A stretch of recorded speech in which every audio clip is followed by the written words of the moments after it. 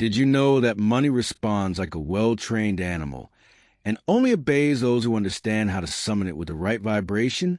When you discover how to direct it, it doesn't just arrive, but multiplies in remarkable ways. There are hidden energies that decide how much money flows into your life and how much departs. And even working hard, you may feel something obstructing this energy.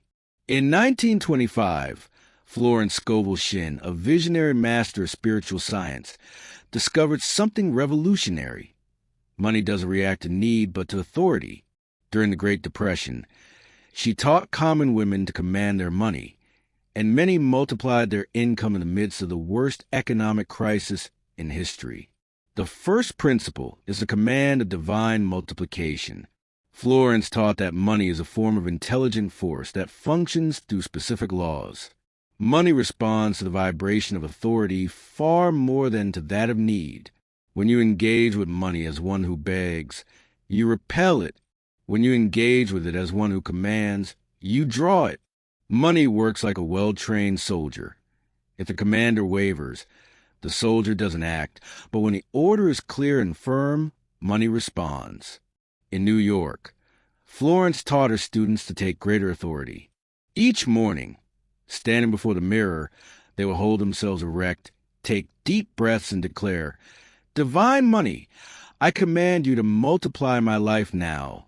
You come to me from all possible directions because I am a flawless conduit of infinite abundance." The key was in the power within the command, which needed to sound like an irrevocable decree. Another crucial element is restoring the relationship with money. Florence said that money is feeling-based remembrance, and that our energy toward it creates imprints that decide whether it approaches or moves away. If for years you've spoken of money through fear, resentment, or guilt, it's as if you've chased off an expected guest. Most people have been invoking money with the voice of poverty and guilt. Before commanding your money, Florence taught reconciliation with it.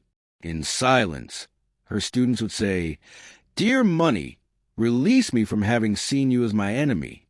Today I recognize that you are divine energy seeking to express itself through me. I respect you, value you, and invite you into my life." This exercise was intense spiritual rewiring that completely changed a person's vibration. Moving forward in this direction, Florence developed the divine transformation of poverty beliefs. Beliefs about money are like invisible roots that dictate how much your prosperity can grow. You can labor intensely, but if the roots are diseased, the tree will never bear abundant fruit. No one is born with lack mentality. We adopt them from family conversations and childhood stories. Phrases like "money is dirty" or "to earn money you must suffer" install themselves in the mind as internal laws. The process commenced with silence, where Florence asked them to investigate. What belief about money have I inherited and still carry? Once discovered, they would say, "This belief is not mine. I give it back." My mind turns clean and open to receive the divine truth about abundance.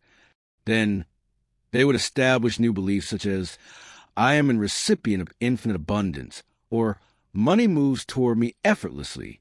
Furthermore, Florence taught the distinction between desiring and demanding. Desires arises from lack. It's viewing what you want while feeling it's far away. Demand is emerges from the knowledge that something already is yours by divine right. To desire is to say, "I don't have," creating more experiences of not having. To demand is to declare, "It's mine and I receive it now," activating invisible forces. In this context, another principle is to originate instead of competing. Florence emphasized, never compete for money, create it. Competing indicates scarcity. Creating implies infinite abundance, knowing that you can create new opportunities. When you compete, you concentrate on what others have. When you create, you link to the infinite source with unique original ideas. Each person has a specific gift for creating wealth that, when expressed, not only produces income, but enriches others. Similarly, Florence taught the decree of absolute authority. It was an act of absolute control over one's own financial kingdom. The decree was, By my divine authority as heir, the creator of all abundance, I decree that my financial reality shifts now.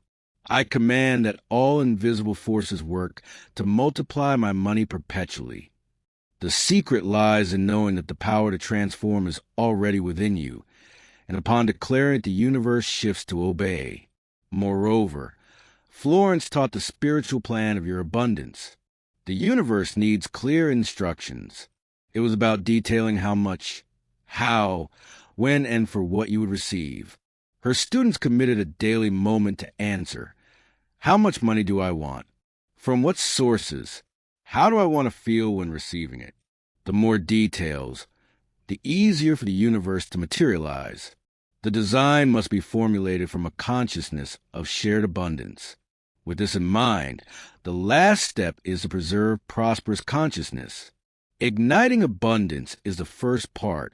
Mastery lies in preserving it. Maintaining requires daily attention. Maintaining the internal state that invokes it.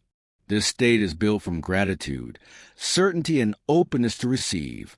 A key principle was to start each day with anticipatory gratitude, not only for what you already have, but for the abundance coming.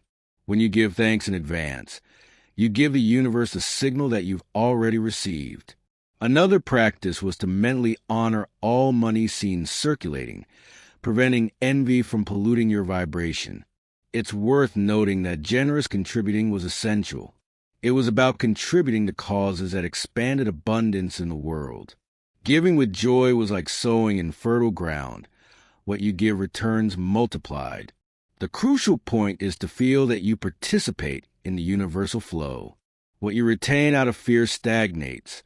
What you give with love multiplies. Another key was to guard your mind. Steering clear of environments loaded with scarcity, because your consciousness is the magnet of your experience.